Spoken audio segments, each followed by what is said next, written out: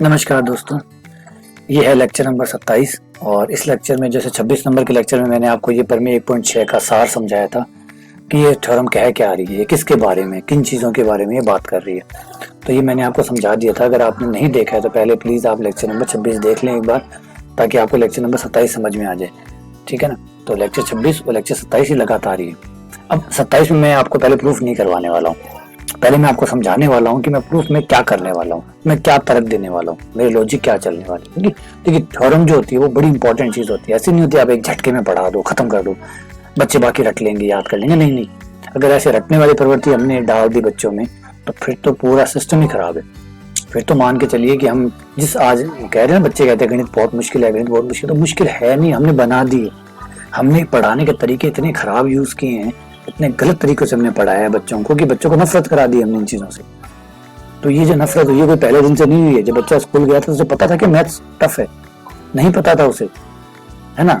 और दूसरा ये चीज भी समझे, कुछ बच्चों को मैथ पसंद है, कुछ को नहीं पसंद है। इसका मतलब कहीं ना कहीं ये जो प्रॉब्लम है ये पढ़ाने वालों की भी प्रॉब्लम है, ढंग से टैकल करने वालों की भी प्रॉब्लम है। जिन्होंने टैकल नहीं किया, कुछ समझाने में कमी रखी होगी, थोड़ा उस तरीके का मोटिवेशन नहीं मिला होगा, तो कुछ ना कुछ कमियां रही होगी। तो मैं वो कमियां नहीं रखना चाहता, तो मैं आराम से स्टेप बाय स्टेप चलना चाहता हूँ। मैं चलना चाहता हूँ कि हर बात आपको पता हो, हर चीज आपको पता हो, ताकि आपको उससे पसंद आनी शुरू हो जाए, मतलब अच्छी लगने लग जाए। अब थ्योरी है, ऑब्वियसली बात है।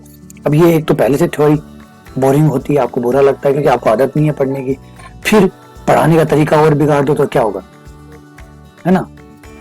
एक तो वैसे ही जैसे एक तो करेला ऊपर से नीम चढ़ा, तो डबल आपने कर दिया, आपने उसको ज्यादा कड़वा कर दिया। पहले तो थ्योरी जो ऑलरेडी कर दी, फिर आपने पढ़ाने का तरीका इतना बुरा इस्तेमाल किया कि वो और खराब हो गई।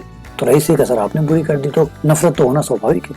तो मैं ऐसा कुछ ना करें, आइए हम बाकायदा धीरे धीरे चलते हैं, कोई जल्दी नहीं है, अपने को आराम से समझ समझ के चलते हैं। हमने क्या कहा था कि एक पूर्णांक के प्रांत हमारे पास है ना।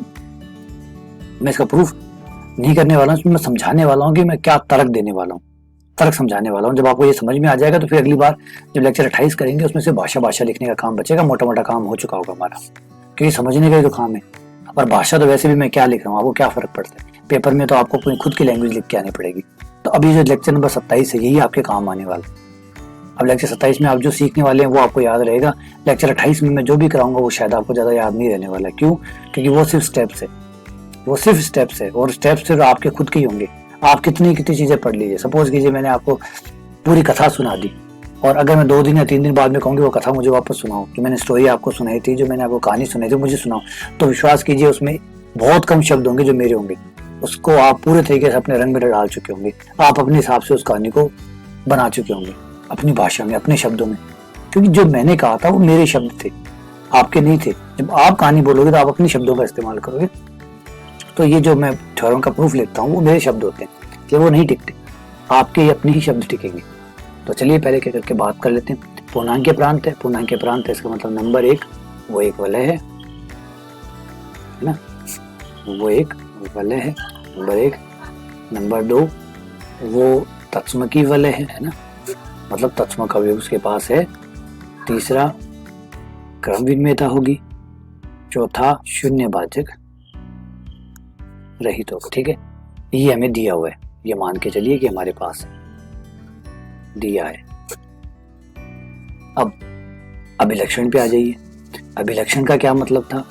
अभिलक्षण का मतलब था कि हमें वो एन, वो पूर्णांक एक धन पूर्णांक एन ढूंढना है। एन जो है वो ढूंढना है, धन पूर्णांक है ये, धन पूर्णांक है, इसका मतलब पॉजिटिव इंटीजर, एक धन पूर्णांक ढूंढना है। ऐसा ढूंढना है कि एन ए का मतलब है ए को एन बार रिपीट करूंगा तो मेरे क्या आ जाना चाहिए, 0 आ जाना चाहिए। किसी एक एलिमेंट के लिए नहीं, वलय के हर एलिमेंट के लिए। तो ये जो एन होगा वो वलय का, उस वलय का जो भी वलय है उसका कैरेक्टरिस्टिक कहलाएगा, मतलब उस वलय का अभिलक्षण कहलाएगा, है ना। अब थ्योरम ये कहते हैं अभिलक्षण होगा, क्योंकि हमने अभिलक्षण की परिभाषा में पढ़ा है, अभिलक्षण तो होता ही होता है, अभिलक्षण ना हो ऐसा कभी हो ही नहीं सकता। अब थ्योरम जो है वो ये कहती है कि ये जो अभिलक्षण, अगर ये पूर्णांक के प्रांत है, ये जो अभिलक्षण आप जो निकालोगे, ये जो आपके पास आएगा, ये आपको जो प्राप्त होगा, ये एन जो है ये या तो 0 है, और ऐसा अगर नहीं है तो ये एक अभाज्य संख्या है। अभाज्य संख्या है मतलब एक प्राइम नंबर है। प्राइम नंबर है यानी 2 हो सकता है, 3 हो सकता है, 4 हो सकता है, 5 हो सकता है, एन डैश डैश कोई भी हो सकता है। तो क्या नहीं हो सकता उस पर भी बात कर लेते हैं। इसी लाइन का मतलब ये भी निकलता है, अर्थात एन भाज्य नहीं हो सकता। एन भाज्य नहीं हो सकता मतलब एन जो है वो कोई संयुक्त नंबर नहीं हो सकता। संयुक्त नंबर वो होते हैं जो दो नंबरों से मिलके बनते हैं, जैसे 6 है, 6 2 और 3 से बनता है, 2 गुना 3 6 आते हैं। 8 है वो 2 इंटू 2 से बना है, 4 इंटू 2 से बना है। 9 जो है वो 3 इंटू 3 से बना है। तो संयुक्त नंबर नहीं हो सकता, ये संयुक्त नंबर नहीं हो सकता। ये की है, पकड़ लीजिए, यहाँ पे लाइन डाल देता हूँ, ये की है, यही चाबी है, इसी से स्टार्ट करेंगे अपना। ये नहीं हो सकता, कदापि ये नहीं हो सकता। की का मतलब होता है चाबी। हर थ्योरम का लॉजिक होता है। कई बार आप एक बहुत इंपॉर्टेंट चीज देखोगे कि जब कोर्ट का केस की बात कर लेते हैं, जब कोर्ट में केस होते हैं तो उसमें एक की एलिमेंट पकड़ के रखते हैं। एक की एलिमेंट पकड़ के रखते हैं कि भाई कैसे डिफेंस करेंगे। जैसे राम मंदिर है, सपोज कीजिए राम मंदिर का मुद्दा चला, राम मंदिर का मुद्दा चला तो उन्होंने एक बात पकड़ के रखी कि भाई हम इस आधार पे केस लड़ेंगे, बस यही चीज है जिस पे आधार पे केस लड़ेंगे कि भाई बाबरी मस्जिद यहाँ जो थी वो पहले थी ही नहीं, पहले यहाँ राम मंदिर था। तो वो एक की थी, उसको पकड़ के रखा। पूरे केस को 70 साल चला चाहे 80 साल चला, उसी चीज को पकड़ते रहे, उसी चीज के साथ साथ चलते रहे। वही तर्क जो है वो मेन तर्क था, वो पकड़ा रखा। तो एक मेन तर्क होता है, एक चाबी होती है जिसको आप पकड़े रखते हो, उसी से आप पूरे को खोल देते हो, है ना, पूरे को खोल देते हो। समझे? जैसे आप एक टेप है उसको खोल रहे हो तो टेप का किनारा ढूंढते हो, आपकी बार किनारा मिल जाए तो पूरी टेप खुल जाएगी। एक बार उसका किनारा मिल जाए टेप का तो पूरी की पूरी टेप को खोल डालेंगे। तो समझे कि किनारा कितना इंपॉर्टेंट होता है। तो ये जो किनारा है जहां से आप स्टार्ट करते हैं, जो चाबी कहलाती है, जो की कहलाती है, वो इंपॉर्टेंट है जानना। तो इस सवाल की है कि एन भाज्य संख्या नहीं हो सकता। अब परमी के प्रूफ में हम क्या करेंगे, पर इसी को पकड़ के रखेंगे। हम कहेंगे कि पूर्णांकीय प्रांत है, सुनिए ध्यान से, हमारी वलय एक पूर्णांकीय प्रांत है और उसका जो अभिलक्षण है वो एक भाज्य संख्या है, एक भाज्य संख्या है। परमेय तो कह रहे नहीं होगा, हम कह रहे हैं इसका मतलब हम परमेय का विरोध कर रहे हैं। बस ये सबसे बढ़िया काम है विरोध वाला। विरोध कीजिए, सारा काम आपको हो जाएगा। विरोध करेंगे तो या तो आप गलत निकलेंगे, आप सही निकलेंगे। अगर आप सही निकल गए, मैंने कहा कि पूर्णांकीय प्रांत का अभिलक्षण एक भाज्य संख्या है, अगर मैं सही साबित हो गया तो ये साबित हो जाएगा कि जो बात कही गई है, परमेय जो कह रही है वो एकदम सरासर गलत है। और अगर मैं गलत साबित हो गया तो, क्योंकि नंबर तो दो ही हो सकता है, या तो भाज्य होगा या अभाज्य होगा। तो अगर जो मैंने कहा था कि वो भाज्य है और वो गलत साबित हो गया तो फिर क्या साबित हुआ कि परमेय ने सही कहा था कि एन जो है वो अभाज्य होगा। तो देखिए, अब दोनों ही नतीजों में कहीं ना कहीं तो पहुंचे ना। अब दो पार्टीज है, एक है परमेय, एक है आप। अब आपने तो ये मान के चले कि ये भाज्य संख्या है, अभिलक्षण जो है पूर्णांकीय प्रांत का वही भाज्य संख्या है। अब या तो आप सही होंगे या आप गलत होंगे। अगर आप सही निकले तो परमेय गलत, और अगर आप गलत निकले तो परमेय सही, क्योंकि दो ही तो चीजें हैं। और आप एक दूसरे के विरोध कर रहे हो, तो विरोध कर रहे हो तो इसका मतलब ए का सही होना ऑटोमेटिकली बी का गलत होना है। क्रिकेट का मैच का एग्जांपल ले लीजिए, देखिए समझिए बातों को, आराम से चलिए, ठंडे दिमाग से चलिए, आराम से समझिए कि अगर क्रिकेट का मैच हो रहा है, ठीक है, दो टीम क्रिकेट का मैच खेलती है, एक ए है एक बी है। अब अगर मैं कहता हूं कि ए जीत गया, तो ऑब्वियसली बात है बी क्या हुआ होगा, हारा होगा। क्यों? उसका काउंटर पार्टी तो है, ए और बी दोनों साथ में खेल रहे हैं, साथ में खेल रहे, तो अगर ए जीता होगा तो बी हारा ही होगा, और अगर बी जीता है तो ए हारा होगा। या मैं कहूं कि ए हारा है, ऑब्वियसली बी जीता होगा। सिक्के को उछाल के देख लिया, सिक्के को आपने उछाला, मैंने कहा हेड आया, तो मैंने मौन रूप से ये भी कहा कि टेल नहीं आया, क्योंकि दो ही ऑप्शन है, दो ही ऑप्शन। आप कह रहे रात है, इसका मतलब दिन नहीं है, और दिन है तो रात नहीं है, क्योंकि समझ रहे, दो ही ऑप्शन है, दो ऑप्शन है, आप और परमेय दो हो। आप गलत हो, परमेय सही है, परमेय गलत है, आप सही है। दोनों एक साथ सही नहीं हो सकते, एक सिक्के पर हेड और टेल दोनों एक साथ नहीं आ सकते। क्यों? क्योंकि वो एक दूसरे के विरोधाभासी है, वो एक दूसरे के कॉन्ट्राडिक्शन है। सत्य और असत्य जैसे कॉन्ट्राडिक्ट है, दिन और रात जैसे कॉन्ट्राडिक्ट है, काला और सफेद कॉन्ट्राडिक्ट है, अगर सफेद होगा तो काला नहीं हो सकता, काला होगा तो सफेद नहीं हो सकता। दिन और रात कॉन्ट्राडिक्ट है, अगर दिन है तो फिर रात नहीं हो सकती, रात है तो फिर दिन नहीं हो सकती। ये दोनों चीजें एक साथ नहीं आ सकती। गर्म और ठंडा क्या एक साथ आ सकते हैं? गर्म है तो फिर वो ठंडा नहीं हो सकता, ठंडा है तो वो गर्म नहीं हो सकता। तो ये समझो, ये कुछ चीजें ऐसी है जो एक दूसरे को कॉन्ट्राडिक्ट करती है। अगर एक चीज है तो ऑटोमेटिकली दूसरी नहीं है, अगर दूसरी है तो मतलब पहली नहीं है। दोनों चीजें एक साथ एक जगह पे नहीं आ सकती। ये नदी के दो किनारों की तरह जो एक साथ कभी हो ही नहीं सकते। अगर आप एक किनारे पे हो तो उसका मतलब आप दूसरे किनारे पे नहीं हो, और अगर आप दूसरे किनारे पे हो तो उसका मतलब आप पहले किनारे पे नहीं हो। तो समझ में आ गई कॉन्ट्रडिक्शन वाला क्या होता है। यही बस ये हमारी चाबी होती है। कई बार ये बड़े काम में आ जाती है, हमारी प्रूफ में बड़ा काम आ जाता है, क्योंकि दो पार्टीज बना लेते हैं। और एक चीज समझो, एक बहुत बड़ी बात समझो, पकड़ना यहाँ मेरी बात को, किसी को सही साबित करने के बजाय गलत साबित करना आसान है। किसी को सही साबित करने के बजाय गलत साबित करना आसान है। तो हम अपने आप को गलत साबित करते हैं। कैसे? मैंने कहा कि इसका पूर्णांक प्रांत का अभिलक्षण, पूर्णांक प्रांत का जो अभिलक्षण है वो भाज्य संख्या है। मैं चाहता हूं कि मैं गलत साबित हूं। देखो मैंने कहा ना, गलत साबित करना आसान है, बजाय ये सिद्ध करना कि n अभाज्य है, सही साबित करना थोड़ा मुश्किल होगा। तो मैंने क्या तरीका अपनाया? गलत साबित करना का तरीका अपनाया, क्योंकि गलत साबित करने का तरीका आसान होगा। अच्छा, और अच्छे एग्जाम्पल से समझते हैं। देखिए एग्जाम्पलों की मेरे पास कोई कमी नहीं है, आपको कैसे समझ में आएगा ये मुझे नहीं पता चलता, इसलिए कई ज्यादा एग्जाम्पल भी देने पड़ जाते हैं। चलिए आपको एक और अच्छे एग्जाम्पल से समझाता हूँ कि मान लीजिए 3 स्टूडेंट है, स्टूडेंट ए, स्टूडेंट बी और स्टूडेंट सी। 3 स्टूडेंट है और एक टीचर है। टीचर ने एक सिंपल प्रॉब्लम, एक प्रॉब्लम थी, एक सवाल था गणित का, वो इन तीनों बच्चों को दे दिया और क्वेश्चन बुक दे दी कि भाई एक काम करो, तुम तीनों इस क्वेश्चन को हल करो। ठीक है। अब टीचर को ये कोई मतलब नहीं है, टीचर को कि सवाल कौन हल करता है। टीचर को इस बात से मतलब है कि सवाल हल होना चाहिए, प्रॉब्लम सॉल्व होनी चाहिए, प्रॉब्लम जो है वो सॉल्व होनी चाहिए। बस टीचर को ये मतलब है। ए करता है, बी करता है, सी करता है, तो कोई मतलब नहीं, कोई भी करे, बस प्रॉब्लम सॉल्व हो जानी चाहिए। बच्चे तीनों में से कोई आए, तीनों आए, 2 आए, प्रॉब्लम का सॉल्यूशन लेकर बस उसके पास आ जाए। तो अब यहाँ पे कई चांसेस बनते हैं। हम एक काम ऐसे करते हैं, प्रॉब्लम सॉल्व हो जाती है तो हम उसे लिख लेंगे ए, प्रॉब्लम सॉल्व ए से नहीं होती तो लिख लेंगे ए बार। ए बार का मतलब ए नहीं कर पाया, ए का मतलब ए कर पाया, ए बार का मतलब नहीं कर पाया। सेम ऐसे ही बी का, बी कर लेता तो बी लिखेंगे, बी नहीं कर पाता तो बी बार, सी कर लेता तो सी, सी नहीं कर पाता तो सी बार। अब सोचिए प्रॉब्लम सॉल्व होने के कितने तरीके, तो आप देखेंगे बहुत तरीके। कैसे? ए हल कर लेता है, बी भी हल कर लेता है, सी भी हल कर लेता है, तीनों हल कर लेते हैं, हो गया। ठीक है। सपोज कीजिए ए कर लेता है परंतु बी और सी नहीं कर पाते, या फिर ए नहीं कर पाता, सी नहीं कर पाता, बी कर लेता है, ए नहीं कर पाता, बी नहीं कर पाता, सी कर लेता है। ये मानिए ए और बी दोनों कर लेते हैं, बेचारा सी नहीं कर पाता, ए नहीं कर पाता, बी और सी दोनों कर लेते हैं। उसके बाद में बी नहीं कर पाता लेकिन ए और सी कर लेते हैं, तीनों कर लेते हैं। अब देखिए कितनी संभावना बनी, 1 2 3 4 5 6 7 घटनाएं बनी।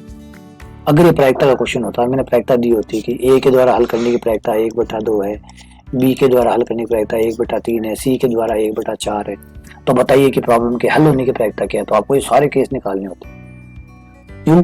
क्योंकि आप राइट हैंड साइड से जा रहे हैं, आप प्रॉब्लम को हल करने की दिशा में जा रहे हैं। आप जैसा क्वेश्चन कहा है आपने वैसा का वैसे इसे हल करने की कोशिश की। एक तरीका और था, क्या था?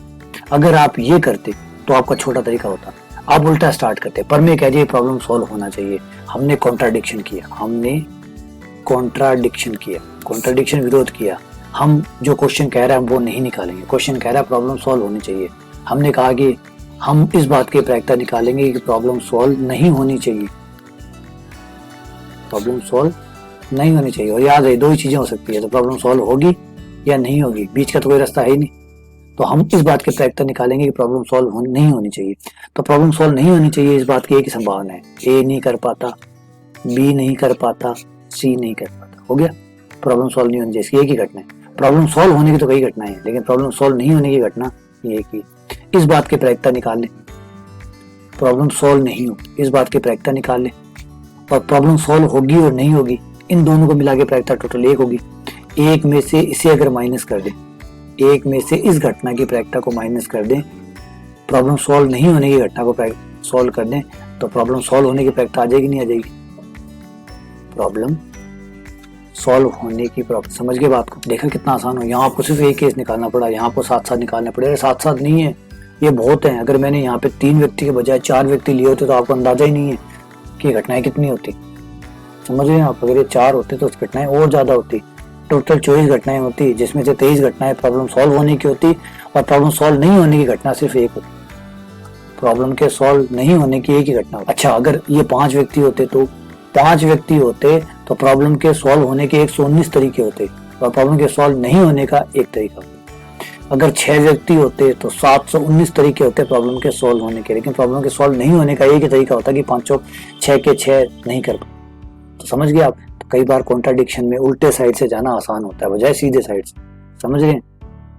सही रास्ते का मतलब नहीं होता। ये मान लीजिए ए मकान है, ये बी मकान है, किसी व्यक्ति को ए से बी जाना है, तो ए से बी जाने के उसके पास दो तरीके हो सकते हैं यहाँ से, एक ये ए से बी आया और एक ये गया। अब बताइए, ए से बी तो गए हैं, दोनों ही तरीकों में आप ए से बी गए, लेकिन एक तरीका आपको छोटा पड़ा और एक तरीका आपको लंबा पड़ा। तो कई बार कॉन्ट्राडिक्शन वाला जो तरीका होता है वो आपका छोटा पड़ता है। कर तो प्रूफ ही रहे हैं, लेकिन कॉन्ट्राडिक्शन वाला तरीका आपके लिए छोटा होता है प्रूफ करने में, तो हम कॉन्ट्राडिक्शन का इस्तेमाल करते हैं। उम्मीद करता हूँ कि आइडिया आपको समझ में आ गया होगा। चलिए अब प्रूफ के ऊपर बात चलते हैं कि मैं प्रूफ में करने वाला क्या, मैं ऐसा क्या करने वाला हूँ, मैं क्या चमत्कार करने वाला हूँ। देखिए मैं क्या तर्क देने वाला हूँ, किस तर्क से मैं इस थ्योरम को फंसाने वाला हूँ कि भाई जो इसने कहा था, पहले वो लिख लेते। इसने कहा था कि ये वलय है, ठीक है भाई, ये वलय है, एक बात। फिर इसने कहा कि ये वलय तत्समकी है, ठीक है भाई, तत्समकी है, तो ये तत्समकी ले लिया वन। बाकी ये और एलिमेंट है जो इसके, प्लस इसने कहा क्रमविन में है, तो भाई जरूरत पड़ेगी तो क्रमविन में था ले लेंगे, मतलब ए बी बराबर बी, प्लस शून्य भाजक रहित है। ये सारी बातें इसने हमें दे दी। अब माना जो यहाँ से था, इसको प्रूफ करने के लिए जो हम करेंगे, माना पूर्णांकीय प्रांत जो इसने कहा है उसका अभिलक्षण एक भाज्य संख्या, अभिलक्षण मतलब जो कैरेक्टरिस्टिक है इंटीग्रल डोमेन का एक भाज्य संख्या है। याद रहे विरोधाभास से स्टार्ट करें, एक भाज्य संख्या। तो एक भाज्य संख्या हमने ले ली। भाज्य संख्या इसका मतलब टुकड़े हो सकते हैं, इसका मतलब है जो n है, जो अभिलक्षण है, अब अभिलक्षण का नाम अगर हम n रख रहे हैं तो n के दो टुकड़े हो सकते हैं, n1 n2। टुकड़ों के बारे में आपको पता ही अच्छी तरीके से मैं बता चुका हूँ, पहले भी कर चुका हूँ ये बात कि जो दोनों टुकड़े होंगे वो ऑब्वियसली बात है n से तो छोटे ही होंगे और 1 से बड़े होंगे। n1 n2 दोनों जो है वो टुकड़े हैं, वो 6 है, 6 के टुकड़ों में 6 कैसे आएगा, फिर वो टुकड़े थोड़ी कहलाते हैं। 6 को अगर आप 6 × 1 लिखते हो वो टुकड़ा नहीं कहलाता है ना। जैसे अगर ये टुकड़े कहलाते तो फिर तो हर कोई संख्या है भाज्य संख्या हो ही नहीं सकती, क्योंकि 5 का टुकड़ा तो 5 गुना 1 है, 7 का टुकड़ा 7 गुना 1 है, तो अभाज्य क्यों कहला रहे। इस टुकड़े को आप काउंट नहीं करते, आप 6 गुना 1 5 गुना 1 को टुकड़ा नहीं मानते। टुकड़े का मतलब होता है सही में वो उससे छोटे ही होने चाहिए, 1 से बड़े होने चाहिए और उस नंबर से छोटे होने चाहिए। आ गया। अब ऑब्वियसली बात हम जानते हैं कि n अभिलक्षण है तो मैं चाहे कोई भी एलिमेंट ले लूं, कोई भी एलिमेंट ले लूं, 0 आएगा फॉर ऑल। ये बात कन्फर्म है, कोई भी ले लूं, कोई भी, क्योंकि अभिलक्षण का मतलब तो यही होता है कि कोई भी एलिमेंट पे ये बात लागू होगी।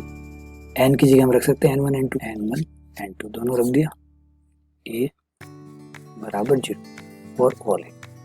बस यहाँ पकड़े रखिएगा लाइन को, ऑल ए सब a पे लागू है, सारे a का मतलब इसमें से कोई भी एलिमेंट ले सकते हैं, तो कोई भी ले सकते हैं, तो क्यों नहीं 1 ले ले, एक ही जगह 1 ले सकते हैं, क्योंकि हर एलिमेंट पे लागू है तो 1 पे भी लागू होगी, ये 1 ले ली। ठीक है यहाँ तक। अच्छा, अब ये n1 n2 का मतलब क्या है, n मतलब एक को n बार लिखना है, एक को n बार लिखना है, 1 + 1 + 1 + 1 डैश डैश प्लस कितनी बार लिखा, n बार लिखा, बराबर में क्या चल रहा है 0 चल रहा है। ठीक है।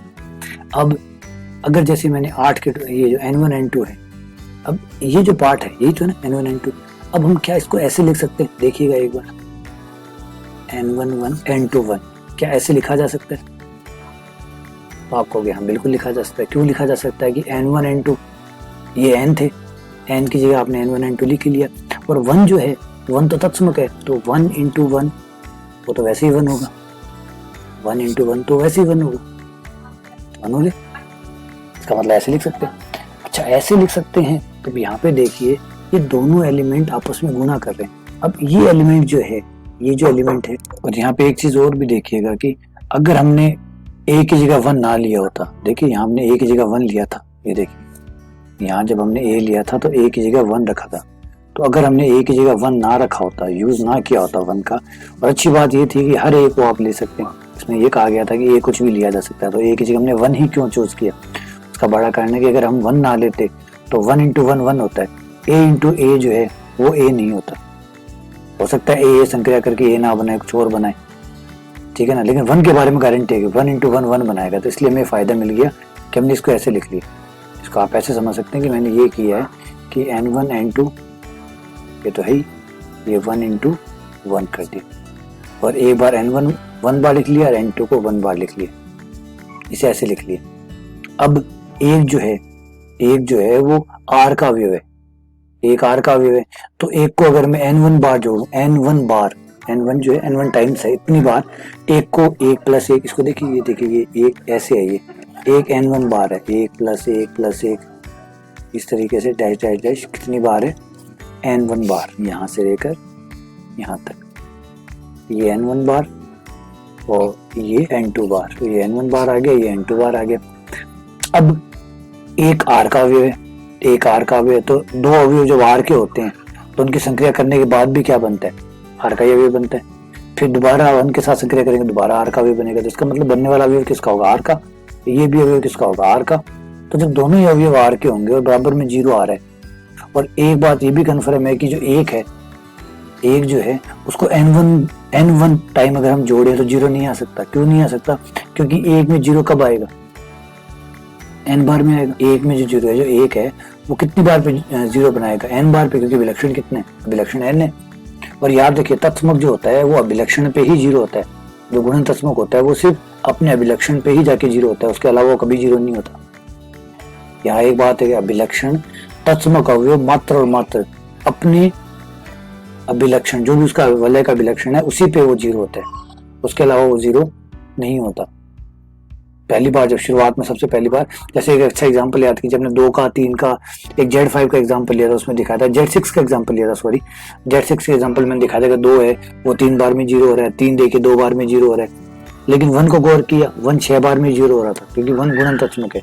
तो गुणन तत्समक जो होता है वो उसी बारी में, जितना अभिलक्षण है उसी बारी में जाके वो 0 होता है। तो n1 पे ये 0 हो नहीं सकता, n2 पे ये 0 नहीं हो सकता बराबर, लेकिन 0 आ रहा है, ये तो बिना 0 के 0 आने लग गया। तो इसका मतलब ये निकलना चाहिए यहाँ, क्योंकि हमारी वलय तो शून्य भाजक रहित है, तो या तो n1 1 0 होना चाहिए, और ये 0 नहीं होता है तो n2 1 0 होना चाहिए। क्यों, क्योंकि हमारी जो वलय है वो शून्य भाजक रहित है, और शून्य भाजक रहित में अगर 0 आया है तो फिर 0 से ही 0 आया होगा, तो या तो n1 1 0 आएगा, n2 0 आएगा। और अगर सपोज कीजिए यदि ये पहले वाली बात सही है, यदि n1 1 जो है वो 0 है, इसका मतलब है कि वलय का अभिलक्षण n1 है। आपको जब भी किसी का अभिलक्षण निकालना हो तो अगर वो वलय तत्सम की वलय है, जो तत्समक अवयव है उसका अभिलक्षण निकाल लीजिए, वो देखिए वो कितनी बार में 0 हो रहा है, वो जितनी बार में 0 हो रहा है वो पूरी वलय का अभिलक्षण होगा। ये खासियत होती है, ये एक अलग रिजल्ट है, मैं आपको अलग से इसका प्रूफ बता दूंगा। ये खासियत है इसकी, जो अभिलक्षण होता है, जो वलय का अभिलक्षण होता है, जो किसी वलय का अभिलक्षण आप उसके गुणन तत्समक, जो गुणन तत्समक है उसे देखिए, आप किसी और को मत देखिए, गुणन तत्समक उठाइए अगर है तो, क्योंकि हर वलय में गुणन तत्समक कोई जरूरत होता नहीं है, लेकिन मैं बता रहा हूँ तत्समकी वलय के लिए, कोई अगर वलय तत्समकी है तो उसमें जो गुणन तत्समक है आप उसको चेक कर लीजिए, वो कितनी बार में 0 हो रहा है, वो जितनी बार में 0 हो रहा है बस वही अभिलक्षण, ये खासियत है। तो अगर ऐसा हुआ, अगर 1 जो है वो n1 बार पे 0 हुआ, तो इसका मतलब ये निकला कि n1 वलय का अभिलक्षण है, लेकिन ये तो नहीं हो सकता, क्योंकि अभिलक्षण कौन था, वलय का अभिलक्षण तो हमने n माना था, n1 नहीं हो सकता। n जो है n1 तो n से छोटा है, तो उससे छोटा अभिलक्षण हो ही नहीं सकता। अगर किसी वलय का अभिलक्षण 6 है, सोचिए अगर वलय का अभिलक्षण 6 है तो 4 3 2 कैसे आ सकता है, क्योंकि अभिलक्षण का मतलब वो पहला नंबर लिखते हैं, सबसे पहला नंबर जब जहाँ पे सारे 0 होते हैं, सबसे पहले नंबर पे।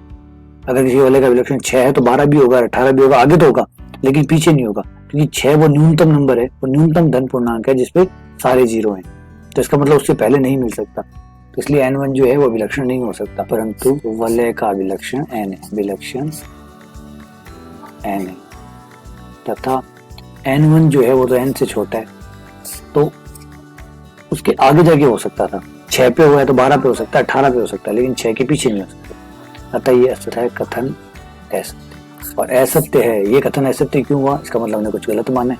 हमने गलत क्या माना, हमने गलत ये माना कि n के टुकड़े हो सकते हैं। जब गलत मानेंगे तो ही तो गलत आएगा ना।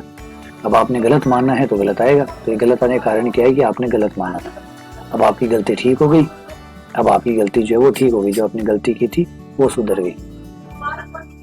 इसलिए एन जो है वो एन भाज्य नहीं हो सकता, और एन भाज्य नहीं हो सकता आता है एन अभाज्य। तो हमने इसका रिजल्ट देख लिया कि अगर हम एन को भाज्य मानते हैं तो उसका नतीजा ये निकलेगा कि एक और अभिलक्षण मिल जाएगा, उल्टा कहानी चल जाएगी। और ये कहानी कभी बंद नहीं होने वाली। ऐसा भी नहीं है कि आपने ये सोचा कि एन अभिलक्षण मान लिया आपने, ठीक है, और आपने कह दिया कि एन के टुकड़े हो सकते हैं, कर लीजिए कोई बात नहीं।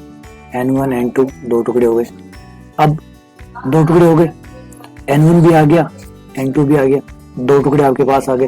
अब यहाँ से भी अगर आप ये कह दो N1 जो इसको आगे बढ़ाओ तो N1 के भी टुकड़े होने लग जाएंगे, मतलब कभी अभिलक्षण मिलेगा ही नहीं आपको।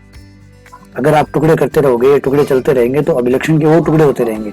ये प्रक्रिया केवल तभी बंद हो सकती है जब टुकड़े अभाज्य हो, वो अभाज्य हो तभी ये रुक सकता है। तो इससे पहले स्टेप पे हाँ मार दो, चाहे नीचे वाले पे हाँ मार दो, बात तो वही है। तो इसका मतलब है कि अगर एन अभाज्य हुआ तब तो उसके आगे टुकड़े नहीं होंगे, आगे टुकड़े नहीं होंगे तो नए अभिलक्षण नहीं मिलेंगे। अरे नए अभिलक्षण कोई बार बार थोड़ी मिलता रहेगा, थोड़ी देर में फिर एक अभिलक्षण मिल गया, थोड़ी देर बाद फिर एक अभिलक्षण मिल गया, ऐसा थोड़ी होगा। आपने एन किया, पहले आपने कहा एन अभिलक्षण है, फिर पता चला कि N1 और N2 दो अभिलक्षण आ गए, फिर N1 N2 अभिलक्षण आ गया। अब मान लीजिए N1 आ गया, फिर पता है क्या होगा, फिर N1 के और टुकड़े हो जाएंगे, फिर नए अभिलक्षण आते रहेंगे, फिर इसके और टुकड़े हो जाएंगे और अभिलक्षण आते रहेंगे। तो ऐसे टुकड़े चलते रहेंगे तो अभिलक्षण कोई ये चीज थोड़ी थोड़ी देर में बदलती रहती है। पहले आपने इतना अभिलक्षण माना, थोड़ी देर बाद पता चला कि नहीं इतना है, फिर थोड़ी देर बाद पता चला इतना है, थोड़ी देर बाद इतना चला। इसका मतलब ये गलत चल रहे हैं, ऐसा बार बार हो रहा है, इसका मतलब गलत कर रहे हैं। गलत क्या किया, यही गलत किया कि आपने कहा था कि एन के टुकड़े होते हैं। अगर आप टुकड़े लोगे तो कभी आपका अभिलक्षण मिलेगा ही नहीं, आपका हर बार अभिलक्षण और छोटा और छोटा और छोटा और छोटा होता रहेगा, समझ रहे? तो इसका मतलब गलत लेंगे तो गलत जाएंगे, गलत लेंगे तो गलत जाएंगे, इसलिए हम गलत जा रहे हैं। हम गलत जा रहे हैं इसका मतलब कुछ गलती की है तभी। अगर आप राउंड राउंड घूम रहे हो तो आपको खुद महसूस हो रहा है कि कुछ तो गलत कर रहे हैं, तभी राउंड राउंड घूम रहे हैं, पहुंच क्यों नहीं रहे कहीं पे। तो यदि गलत रास्ते पे चल रहे हो तो गलत ही पहुंचोगे, तो हम पहुंच नहीं रहे, इसका मतलब गलती है। तो ये गलती पकड़ में आ गई कि हमने ये माना था कि एन के टुकड़े हो सकते हैं। ये मानने की वजह से नतीजा ये निकला कि एक नया अभिलक्षण मिल गया, और ये नया अभिलक्षण नहीं मिला। अगर इसको N1 को भी अभिलक्षण मान ले और आगे चलें तो पता चलेगा N1 के भी टुकड़े हो जाएंगे, तो अभिलक्षण कभी आपको मिलेगा ही नहीं, और टुकड़े और टुकड़े और टुकड़े होते रहेंगे, तो ये गलत चल रहे हैं आप। तो ये समझ में आ गई होगी फिर मेरा कि मैंने किस तरीके समझाई है आपको। ध्यान से देख लीजिएगा, बड़ा इंटरेस्टिंग पार्ट है, बड़ा मजेदार चीज है, समझ में आने के लिए बहुत जरूरी भी है, क्योंकि ये थ्योरम बहुत इंपॉर्टेंट है, बहुत गजब की थ्योरम है ये। चलिए धन्यवाद, फिर अगले लेक्चर में इसका प्रूफ लिखवाऊंगा आप।